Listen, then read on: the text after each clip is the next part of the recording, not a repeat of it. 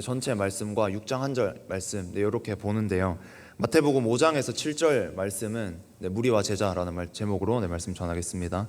마태복음 5장에서 7장 세 장의 말씀은 이렇게 많이들 아시는 예수님의 산상수훈 말씀입니다. 예수님의 산 위에서 말씀을 하셨다는 뜻인데, 예수님의 산상수훈 중에서도 오늘 저희가 방금 읽지는 않았지만 5장 앞부분에 보면 이렇게 많이들 아는 팔복에 대한 내용도 나옵니다. 그래서 정말 익숙하고 많이 아는 말씀이라 할 수 있는데, 근데 오늘은 그 산상수훈 말씀을 하나하나 다 뜯어보기에는 당연히 시간이 너무 부족하고요. 그 방향보다는 본문에서 제자들에게 예수님이 말씀하실 때 드러나는 예수님의 마음, 특히 제자들을 향한, 무리가 같이 있었지만 특히 제자들을 향한 예수님의 마음이 어땠는가, 왜 이렇게 말씀하셨고 어떤 상황에서 말씀하셨는가를 같이 보면서 그렇다면 예수님께서는 나를 어떻게 부르셨고 나에게 어떻게 말씀하시는가를 같이 보도록 하겠습니다.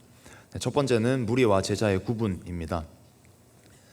오늘 5장 1절부터 같이 말씀을 봤는데요. 4장부터 마태복음 1장부터 이렇게 쭉 말씀을 읽다가 4장 말부터 5장 이렇게 그냥 편하게 읽다 보면 예수님께서 5장 1절에 우리가 읽었듯이 예수님께서 무리를 보시고 산에 올라앉으시니 제자들이 나온지라 그러면서 말씀을 이제 시작하시는데, 이렇게 말씀을 선포하기를 시작하시는 것이, 또 가르치기를 시작하시는 것이, 무리와 함께 다니시다가 사람들이 4장에 보면 사람들이 아픈 사람들도 많고 그래서 예수님에게 고쳐달라고 했습니다. 그래서 예수님이 많은 사람들을 고쳐주셨고, 그것을 보고 또 고침을 받기 위해서 신기해서 등등 자신의 목적에 맞게 예수님을 많은 무리들이 따르고 있었습니다. 그런 상황에서 예수님께서 무리와 함께 그렇게 다니시다가 자연스럽게 그들에게 말씀을 좀 잘 전하시기 위해서 어떤 말씀에 보면 이제 무리에게 말씀을 잘 전하시기 위해서 배 위에 올라가셔서 전하신 말씀이 있거든요. 그런 것처럼 예수님께서 무리에게 말씀을 잘 전하시려고 산으로 올라가셨구나, 그래서 산에 올라가셔서 그 많은 무리들에게 하시는 말씀이 지금이구나 라고 볼 수가 있습니다. 근데 조금 다르게 보는 것이 더 맞아 보이는데요. 그걸 알기 위해서 또 4장 23절부터 5장 1절까지 같이 한번 보도록 하겠습니다. 23절입니다. 예수께서 온 갈릴리에 두루 다니사 그들의 회당에서 가르치시며 천국 복음을 전파하시며 백성 중에 모든 병과 모든 약한 것을 고치시니 그의 소문이 온 수리아에 퍼진지라. 사람들이 모든 앓는 자 곧 각종 병에 걸려서 고통당하는 자, 귀신 들린 자, 간질하는 자, 중풍병자들을 데려오니 그들을 고치시더라. 갈릴리와 데가볼리와 예루살렘과 유대와 요단강 건너편에서 수많은 무리가 따르니라. 예수께서 무리를 보시고 산에 올라가 앉으시니 제자들이 나아온지라. 방금 말씀드린 것처럼 이런 상황입니다. 이렇게 많은 무리들이 제자들을 예수님을 따라왔는데요. 근데 이 말씀을 좀 더 살펴보면 1절에 예수께서 무리를 보시고 산에 올라가 앉으시니 제자들이 나온지라 이렇게 되어 있습니다. 1절에서 예수님께서 무리를 보시고 산에 올라가 앉으셨다는 말은 다양하게 원어 얘기하고 이러기 전에 그냥 보면 예수님께서 무리를 보시고 그들에게 잘 가르치시기 위해 오셨다 이런 것이 아니라, 이 말씀을 누구에게 하는가, 이 말씀의 대상이 뭔가를 보면 나아온 제자들에게 했다는 것을 우리가 알 수가 있습니다. 그래서 예수님께서 무리를 보시고 산에 올라가 앉으셔서 그 무리에게 말씀을 더 잘 전하시기 위해서 이렇게 산에서 말씀을 전하신 것이 아니라, 예수님께서 무리가 많이 따라오셨고 근데 그들과 잠시 떨어져서 산으로 들어가셨고, 그러면서 따라온 제자들에게 하시는 말씀이 오늘입니다. 그래서 무리를 피하시고 제자들에게 하신 말씀이 5장이다 이렇게 보는 것이 좀 더 맞습니다. 이 피하셨다는 표현을 쓰면은 당시 무리들이 좀 상처를 받을 수도 있겠지만 여기에 당시 무리는 없기 때문에 그냥 그렇게 표현을 하도록 하겠습니다. 다 세상에 안 계시니까 그렇습니다. 예수님이 무리를 보시고 잠시 무리들과 떨어지시기 위해 산으로 올라가시자 제자들이 당연히 예수님을 따라옵니다. 예수님께서는 따라온 제자들에게 이렇게 한 말씀씩 가르치십니다. 무리에게 잘 가르치시기 위해 가신 것이 아니라 무리와 제자들을 구분하고 제자들에게 좀 말씀하시기 위해서 산으로 들어가신 것입니다. 그래서 요즘 참 유명한 주석 NICNT 마태복음 이런 책을 쓴 RT 프랜스 이런 사람의 말을 보면 예수님이 산에 올라가 앉으셨다라고 성경에 번역을 했지만 나는 이거를 산지 안으로 제자들과 함께 있기 위해서 산지 안으로 들어가셨다 이렇게 번역을 하겠다 이런 말을 하기도 합니다. 그래서 이렇게 분명하게 드러나는 것은 예수님께서 제자와 무리를 약간 떨어뜨려 놓으시려고 하시는구나, 좀 제자들에게 말씀하고 싶어 하시는구나, 이것을 알 수 있습니다. 이 말씀뿐만 아니라 예수님께서 무리와 제자를, 당연히 무리와 제자를 똑같이 사랑하시지만 제자들이 받을 수 있는 말이 있고 제자들이 소화할 수 있는 말이 있기 때문에 무리와 제자를 구분하시는 말씀들이 좀 있습니다. 무리를 결코 싫어하셔서 사랑하지 않으셔서 그러시다는 것은 우리가 알고 있지만 아직까지 무리들은 자신의 상처에 매여 있는 사람들이 많고, 또 아직까진 자기 복만을 위해서 예수님을 따르고 있고, 또 그냥 흥미가 동해서 이렇게 순종하고 이런 것까지 가기 전에 그냥 예수님을 따르고 있는 사람들이 많기 때문에 무리들과 제자들이 받을 수 있는 그 가르침이 분명히 달랐고, 또 나중에 예수님께서 승천하신 후의 삶을 보면 또 무리의 삶과 제자들의 삶도 달랐던 것을 볼 수 있습니다. 이 예시를 들기 위해서 몇 가지 말씀을 보면 마태복음 9장 36절처럼 무리를 보시고 불쌍히 여기시니 이는 그들이 목자 없는 양과 같이 고생하며 기진함이라. 무리를 보시고 또 불쌍히 여기시고 무리들에게 직접적인 관심을 두기도 하십니다. 그런데 8장 18절처럼 예수께서 무리가 자기를 에워싸는 것을 보시고 건너편으로 가기를 명하시니라. 무리에서 잠시 벗어나기를 원하실 때도 있습니다. 또 13장 2절처럼 큰 무리가 그에게로 모여들거늘 예수께서 배에 올라가 앉으시고 온 무리는 해변에 서 있더니, 이게 제가 아까 말씀드린 무리를 좀 더 잘 가르치기 위해서 배에 올라가셔서 해변에 있는 무리들을 향해서 한 번의 말씀을 하시기도 하지만, 또 14장 22절 같은 말씀을 보면 예수께서 즉시 제자들을 재촉하사 자기가 무리를 보내는 동안에 배를 타고 앞서 건너편으로 가게 하시고 제자들을 먼저 빨리 가 있으라 하시고 예수님께서 무리들을 좀 보내시고 뒤이어 제자들을 따라가시는 이런 모습도 볼 수가 있습니다. 이렇게 잠시 알아봤듯이 예수님께서는 무리와 제자를 구분하실 때는 분명히 구분하십니다. 그분의 사랑의 차이 이렇게 보기보다는 받을 수 있는 것이 분명히 다르고 그 헌신이 분명히 다릅니다. 오늘 본문 마태복음 우리가 이제 살펴볼 5장 또 6장 1절 말씀은 무리들도 이렇게 같이 들었습니다. 7절에 보면 무리들이 이 말씀을 듣고 놀랐다. 7장에 보면 7장 말미에 보면 그런 말이 나오기 때문에 무리들도 같이 들었겠구나는 우리가 알 수 있지만, 예수님께서 좀 더 제자들에게 집중하고자 하신 말씀임을 알 수가 있습니다. 무리의 결단과 제자의 결단이 다릅니다. 또 무리의 삶과 제자의 삶도 다릅니다. 그 열매도 사람의 보기에는 때론 비슷해 보일 수 있고, 그냥 자신의 열매를 예수님의 영광인 척 포장하는 것에 사람은 속일 수 있지만 예수님이 보시기에 그 열매도 분명히 다릅니다. 예수님께서는 무리와 제자 모두를 당연히 사랑하시지만 무리와 제자는 같은 말씀을 들었을 때 반응도 다릅니다. 앞으로 살펴볼 예수님의 말씀을 보면 아직까지 무리의 결단에 머물러 있는 사람들이 아멘 그렇게 하겠습니다 라고 하기에는 무리인 힘든 말씀들이 좀 많습니다.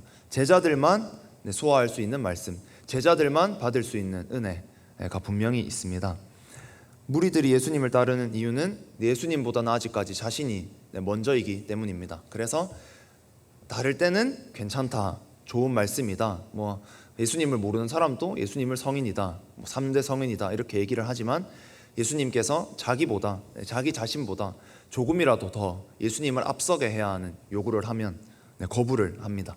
그것이 무리와 제자의 차이입니다. 우리는 무리로 살고 있습니까? 혹은 제자로 살기를 결단하셨습니까? 나는 그러면 무리로 부르셨는가 제자로 부르셨는가를 보기 위해서는 정말 다양하게 얘기할 수 있겠지만, 우리 교회 강단에서 선포되는 말씀을 보면 다른 건 몰라도 예수님께서 대흥교회를 제자로 부르셨다는 것은 분명해 보입니다. 모든 리더들에게 같은 말씀을 주시고 또 같이 하나님의 말씀 앞에 반응하게 하시고 대흥교회를 제자로 부르셨구나, 우리 교회를 제자로 부르시는구나. 이것에 대해서는 아니다, 그거는 사람의 말이지 예수님의 말이 아니다, 이럴 분들은 없어 보입니다. 그렇게 이것을 인정한다면 대흥교회를 제자로 부르시는구나, 이렇게까지 강단에서 비슷한 말씀, 같은 메시지가 선포되는데 대흥교회를, 우리 교회를 제자로 부르신 것이 맞구나, 이게 정말 인정이 된다면, 그렇다면 하나님의 섭리를 믿는 나는, 하나님의 섭리를 믿는 우리는 근데 나는 아니다, 근데 나는 아직이다 라고 생각하기보단, 그렇게 말하기보단 나도 제자로 부르셨구나 라고, 여전히 부족하지만 정말 부족할 때는 어디 제자로 부르셨다고 말하기 죄송할 만큼, 부끄러울 만큼 여전히 부족하지만 그 부르심을 믿고 나의 부르심으로 받는 것이 하나님의 뜻이 어디 있을까 봤을 때 더 자연스러워 보입니다. 다 좀 쉽게 사는데 왜 나한테만, 또 왜 우리 교회만이 아니라 무리와 제자를 부르심이 분명히 다른 것이 있고 그 구분이 있을 때가 있는 것을 봤을 때, 나를 예수님께서 제자로 세우시기 위해서 제자로 부르셔서 그렇구나 하며 따르는 것이 예수님을 기쁘시게 해드리는 것이 아닐까 생각합니다. 지금 우리 교회만 제자고 뭐 다른 교회는 무리다 이렇게 말하는 것이 결코 아닙니다. 그 어떤 비교하고자 하는 마음이 없습니다. 그냥 그저 나를 이곳에 부르셨다는 하나님의 섭리를 믿고 그 말씀을 받을 때 그냥 나를 제자로 부르셨다라는 확신을 가져야 되는구나 라는 생각, 그것이 필요하다, 그것이 너무 중요하다, 그 확신이 중요하다라는 것을 말씀드리고 싶으신 것입니다. 무리에게 또 제자에게 따로 말씀하신 예수님, 그 예수님의 가르침이 또 달랐기 때문에, 또 그들의 마음밭이 달랐기 때문에 가르침이 다를 수밖에 없었고, 그 가르침이 달랐기 때문에 그들의 삶도 달랐고 열매도 달랐고, 분명 천국에서 예수님의 인정도 달랐을 것입니다.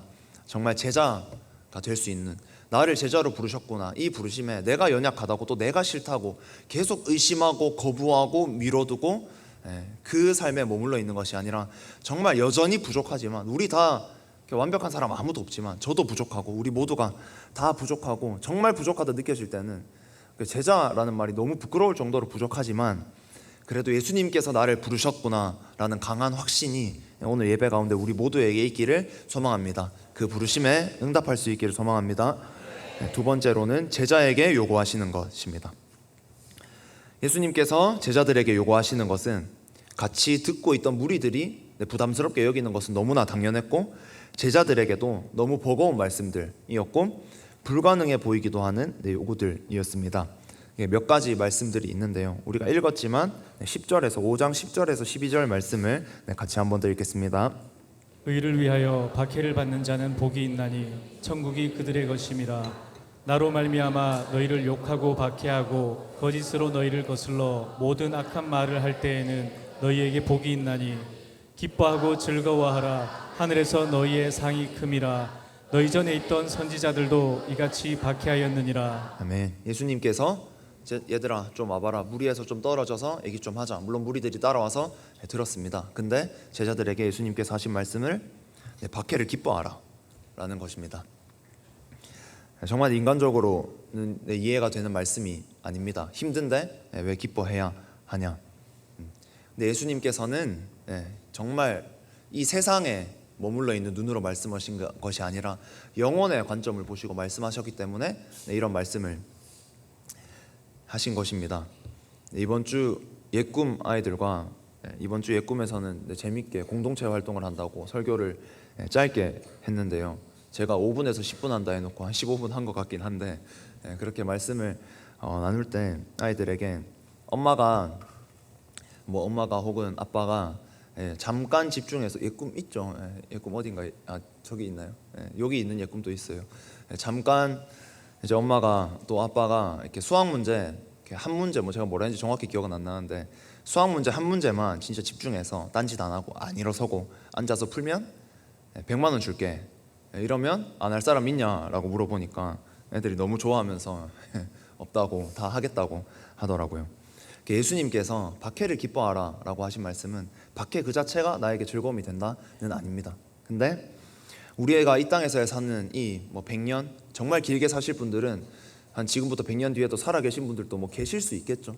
제가 아파트 보다가 117세 할머니가 돌아가셨다 이런 걸 봤는데 100년 뒤에 계신 분도 있을 수가 있겠죠. 근데 이 땅에서 보통 80년에서 100년 사는 시간은 우리한테 너무 길어 보입니다. 근데 그 관점을 이 세상에서 머무르는 것이 아니라 이 땅에서의 삶에만 두는 것이 아니라 영혼의 관점으로 옮길 때 우리가 천국에서의 영혼의 삶에 비해서는 이 땅에서의 삶은 나그네의 삶에 불과하고, 이 땅에서 너무나 커 보이는 직업, 돈, 대학, 성공, 이것들은 아무것도 아니게 되는 것이 너무나 분명합니다. 우리가 천국을 확실하게 믿는다면 그렇습니다.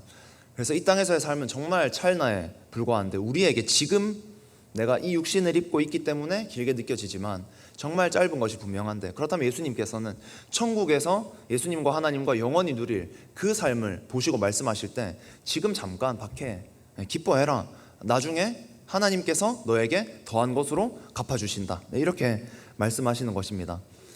초대교회 성도들은 서로 위로할 때 예수님께서 오신다 이렇게 위로했습니다. 내가 맛있는 거 사줄게, 내가 돈 좀 줄게, 이렇게 위로한 것이 아니라 좀만 참자, 예수님께서 오셔, 이렇게 위로했습니다. 왜냐하면 다른 어떤 것이 그들에게 위로가 되는 것이 아니라 지금 박해하고 형제가 죽어가고 이런 것을 보지만 예수님께서 다시 오신다면 그 모든 상황이 역전이 되고 내가 살아있는 동안 예수님 안 오셔도 상관없습니다. 그러다가 순교하다가 죽을 수 있고 이 땅에서의 삶이 뭐 100년, 80년, 그때는 50년 삶이 끝날 수도 있지만 이 땅에서의 삶이 끝났을 때 내가 지금 박해를 기뻐하는 제자로서의 삶을 산다면 그 이후에 영원한 삶이 예수님과 함께하는 기쁜 삶이 되기 때문입니다. 그래서 더 이상 나그네로서의 삶에 물론 중심을 둬야 되고 사명을 감당하며 살아야 되지만 나그네로서의 삶에 너무나 많은 것을 투자하고 허비하는 것이 아니라 더 영원의 관점으로 우리의 눈을 옮길 수 있기를 소망합니다. 그럴 때 정말 박해도 기뻐할 수 있는 신앙, 지금 우린 아직 부족하지만 그 박해를 기뻐할 수 있는 신앙이 올 줄 믿고, 아직도 대학생, 지금 또 벌써 대학생들도 또 직장에서 일하시는 분들도 또 다른 어떤 분들도 예수 믿는 것으로 인해 박해당하는 분들이 계실 줄 압니다. 때로는 정말 마음 아프고 억울하고 눈물을 흘리실 때도 있을 줄 압니다. 하지만 진짜 예수로 인한 박해는 하나님께서 다 갚아주실 줄 믿습니다. 전혀 눈물 흘리지 않아도 됩니다. 같이 기뻐할 수 있는 우리가 되기를 소망합니다. 20절 말씀입니다. 같이 읽겠습니다. 내가 너희에게 이르노니 너희 의가 서기관과 바리새인보다 더 낫지 못하면 결코 천국에 들어가지 못하리라. 서기관과 바리새인보다 너희 의가 더 좋아야 된다, 아니면 너희 천국에 못 들어간다. 제자들에게 예수님이 하신 말씀입니다. 이 말씀도 당연히 제자들에게 참 부담스러웠을 것입니다. 서기관과 바리새인이라면 당시 이제 유대 지도자들, 특히 하나님을 믿는 자들에서 인정받고 사회적으로도 위치가 있고 또 성경도 많이 알았을 거고 하나님도 잘 알았을 것이고, 그래서 내가 생각하는 가장 신앙 좋은 사람들이 서기관과 바리새인들이었을 텐데 예수님이 얘들아 물이 너무 많으니까 잠깐 산으로 가자 해서 하시는 얘기가 서기관과 바리새인보다 너희가 안 나오면 천국에 못 간다, 이렇게 말씀하십니다. 예수님께서 요구하시는 기준은 결코 낮지 않으십니다. 예수님께서 우리에게 요구하시는 것은 항상 최고를 요구하시고 최선을 요구하십니다. 근데 내가 안 돼, 못해 하면은 계속 그게 부담으로만 남아있지만 부족하지만 예수님께서 하라 하셨으니 되니까 하라 하셨겠죠 하면서 그 말씀을 붙잡고 나의 말씀으로 받아서 해보고자 하고 기도의 자리에서 그 씨름을 한다면 처음에는 당연히 안 되겠죠. 하지만 기도할 때 주시는 성령의 능력을 통해서 처음에는 부족하지만 점점 되는 은혜가 우리에게 있을 줄 믿습니다. 우리의 신앙도, 우리의 기도도, 나의 결단도, 나의 헌신도 지금보다 더 깊어져야 할 줄 믿습니다. 48절 말씀도 같이 읽겠습니다. 그러므로 하늘에 계신 너희 아버지의 온전하심과 같이 너희도 온전하라. 하나님의 온전하심을 닮아서 너희도 온전하라.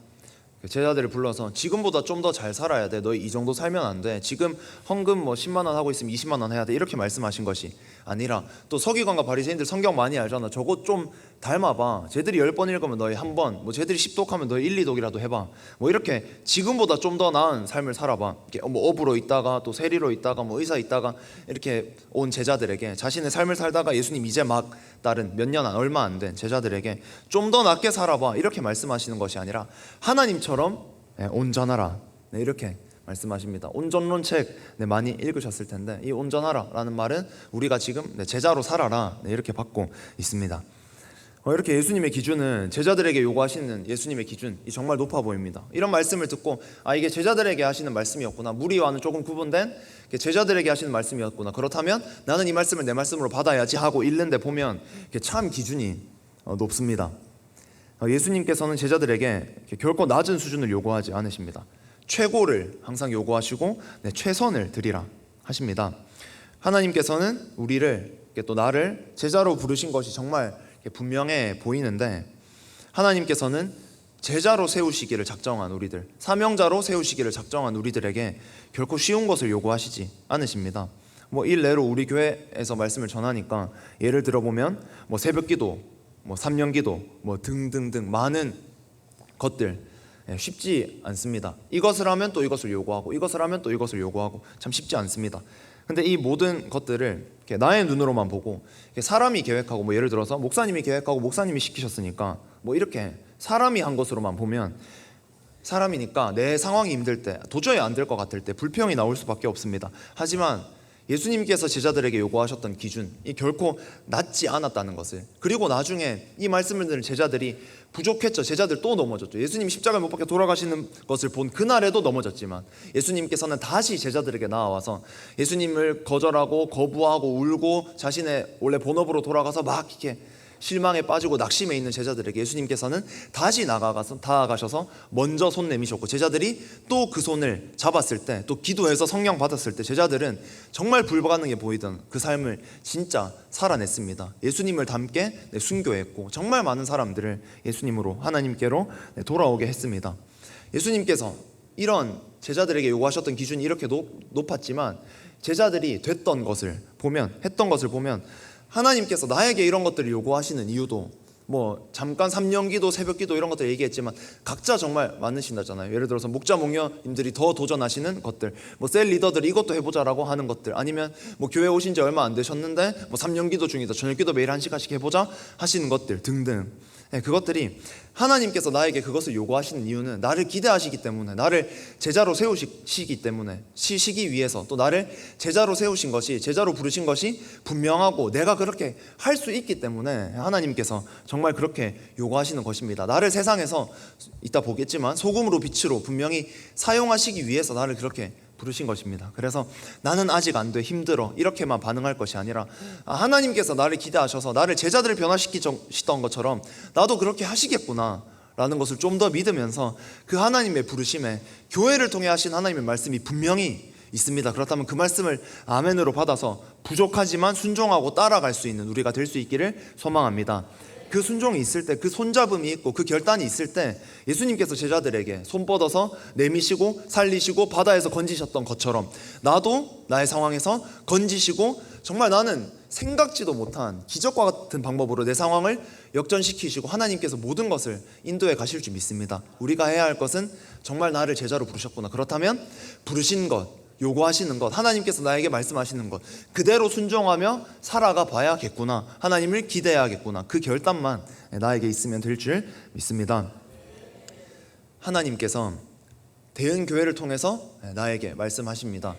이번 디모데 바울 수련회를 하면서 제가 이렇게 간증문을 150개 다는 못 읽어봤고 100개 좀 넘게 열심히 읽어본 것 같은데, 간증문을 읽으면서 느낀 것은, 이번에 간증 들으셔서 아시겠지만 주제가 예수님이었습니다. 책의 주제가. 물론 목회자분들 말씀하실 때 당연히 교회에 대해서 말씀하셨고 그 사명에 대해서, 제자에 대해서, 5대 비전에 대해서 말씀하셨지만, 이렇게 예수님에 대한 책을 읽고 나누고 그걸 가지고 기도하면서 다시 한번 예수님에 대한 제대로 된 확신을 가진 사람들의 반응을 보면, 하나님께서 대은교회로 나를 부르셨구나, 그래서 교회를 통해서 말씀하시고 다 교회 직원이 되라 이런 말이 절대 아니라, 교회를 통해서 말씀하시고 교회를 통해서 나를 사용하시기를 원하는구나, 교회를 통해서 나를 깨우시고 세우시고 제자로 연단해 가시기를 원하는구나 라는 이 믿음이 자연스럽게 이어진다는 것이었습니다. 정말 또 교회다, 또 교회다 이 말을 하고 싶은 것이 절대 아니라 하나님께서 우리를 이곳에 부르셨음을 정말 믿습니다. 그렇다면 하나님께서 교회를 통해서 분명히 나에게 말씀하시는 것이 있는데, 이것을 내 눈으로 보고 튕겨내고 멀리하는 것이 아니라 진짜 하나님께서 하신 말씀으로 받아서 제자로 살아갈 수 있는 우리가 될 수 있기를 소망합니다. 제자로 부르심에 더 이상 피하지 말고 응답해야 됩니다.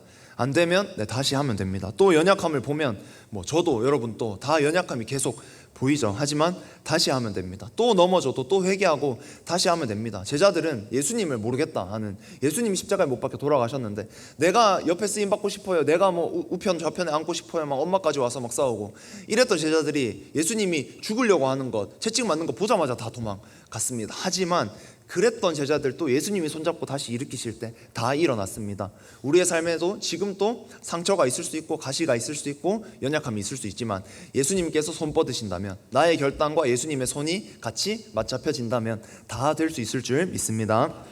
마지막 세 번째, 세상의 소금이라 세상의 빛이라. 13절 14절 말씀을 같이 읽겠습니다.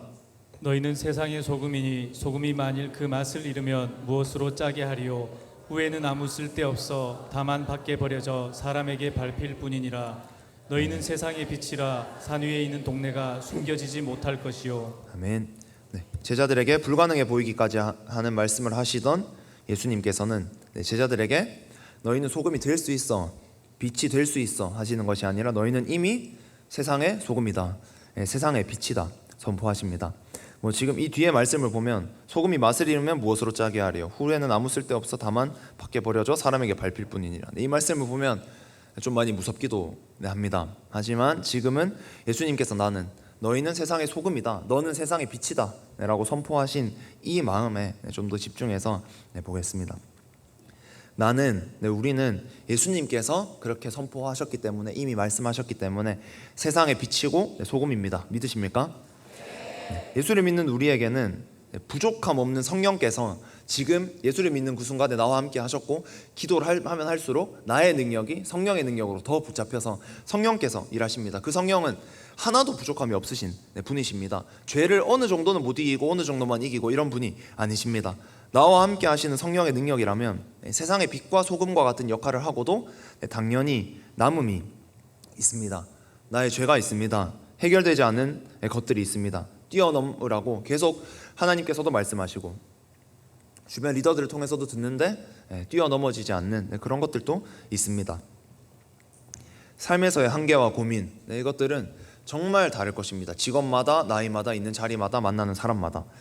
비전을 말하고 제자를 듣는데 내가 삶에서 진짜 어떻게 살아가야 되는지, 바쁜 삶에 치여 살아가 보면 전혀 모르겠다, 이런 마음에 좀 마음이 어려울 때도 있을 수 있습니다. 하지만 예수님께서는 괜히 얘들아 너희는 그러니까 소금이 될 수 있어, 빛이 될 수 있어 이렇게 말씀하신 것이 아니라 너희는 세상의 빛이요, 너희는 세상의 소금이라, 세상의 빛이라 말씀하시면서 산 위에 있는 동네가 숨겨지지 못할 것이요 이렇게 말했습니다. 그것처럼 진짜 우리는 명확하게 세상의 빛이고 소금이라는 것입니다. 그렇다면 내가 진짜 제자로 살기를 결단하고 예수님의 손을 잡는다면 하나님께서 하신다는 것입니다. 나를 그냥 짠맛 제대로 나지 않는 가루 정도로 사용하시는 것이 아니라 확실하게 나타나는 그 소금으로, 확실하게 밝히 비춰지는 그 빛으로 나를 사용하시겠다고 하시면서 이렇게 선포하고 계신 것입니다. 이 시간 나를 향해서 한번 같이 선포하겠습니다. 나는 세상의 빛이다. 나는 세상의 소금이다. 양 사람, 옆 사람을 보시면서 당신은 세상의 빛입니다. 당신은 세상의 소금입니다. 정말 부족하지만 고백할 때 고백대로 될 줄 믿습니다. 하나님께서는 우리를 다 세상의 빛으로 소금으로 부르셨는데 나는 그만큼 밝지 않아, 나는 그만큼 짜지 않아 하면서 내가 쓰임받기를 거부하고 있을지도 모릅니다. 하나님께서는 우리 모두를, 이 자리에 있는 우리 모두를 정말 제자로 부르시고 세상의 소금으로 빛으로 부르시고 그 역할을 할 사람을 지금 또 찾으십니다. 우리가 좀 전에 찬양한 것처럼 주님의 마음을 가진 그 사람, 주님의 눈을 가진 그 사람, 그 주님의 마음과 눈을 가지고 죽어가는 내 옆에 한 영혼을 살릴 그 사람을 정말 찾으십니다. 겉으로 보면 다 괜찮아 보이지만 정말 기도가 필요한 영혼들이 너무 많고 하나님의 만지심, 하나님의 손길이 필요한 영혼들이 너무 많습니다. 우리가 하루빨리 하나님의 마음을 알아들이, 우리가 정말 뜨겁게 찬양했듯이 진짜 그 찬양대로 살아서 하나님의 마음에 응답해드리는, 하나님의 마음에 합당한 삶을 정말 살 수 있기를 소망합니다. 마지막으로 6장 1절 말씀 같이 한번 봤으면 좋겠는데요. 먼저는 개역개정으로 같이 한번 보겠습니다. 시작. 사람에게 보이려고 그들 앞에서 너희 의를 행하지 않도록 주의하라. 그리하지 아니하면 하늘에 계신 너희 아버지께 상을 받지 못하느니라. 이 말씀 우리가 다 아시다시피 외식하지 말라, 사람을 의식하지 말라. 사람을 의식하고 살면 안 된다. 제자로 사는 것은 나를 보고 사는 것이다. 네, 이렇게 말하고 있는데 이게 메시지 성경이 뭐 개인이 번역한 성경이라 조금은 뭐 개인의 그런 것이 들어가 있을 수 있겠지만 이 의미를 잘 드러내주는 것 같아서 메시지 성경으로도 6장 1절 말씀을 같이 한번 읽어보려고 합니다. 같이 읽겠습니다. 너희가 선한 일을 하려고 할 때에 그것이 연극이 되지 않도록 특히 조심하여라. 그것은 멋진 연극이 될 수 있을지는 몰라도 너희를 지으신 하나님은 박수를 보내지 않으실 것이다. 항상 기억해야 할 것은 사람 앞에서 사는 것이 아니라 하나님 앞에서 살아야 한다는 것입니다. 뭐 저만 내 삶을 봐도 삶에 조금만 살다 보면 하나님을 보고 살아야 되는데 하나님 앞에서 매 순간 무엇을 하든 무슨 생각을 하든 살아야 되는데 사람 앞에서 살 때가 있습니다. 주님의 마음을 가진 자 찬양 먼저 하고 하겠습니다. 하나님께서는 결코 나의 연극에 속지 않으십니다. 이 땅에서의 100년이 아무리 길어 보여도 천국에서의 영원에 비하면 잠시에 불과한데 잠시의 영광과 잠시의 쾌락을 위해서 천국 가서 영원히 부끄러운 삶을 사는 것이 아니라 잠시 고난을 받아도 박해를 받아도 예수님 다시 오십니다. 말하면서 위로할 줄 알고 예수로 인한 고난이기에 기뻐하고 이 땅에서 그렇게 살았지만 또 이 땅에서의 기쁨도 있죠. 하지만 이 땅에서 그렇게 사는 순간이 있었지만 천국에서 영원히 예수님과 또 지금 같이 있는 우리의 믿음의 동료들과 함께 기뻐할 수 있는 진짜 한 사람도 빠짐없이 우리 교회 모두가 되기를 정말 소망합니다. 같이 찬양하겠습니다.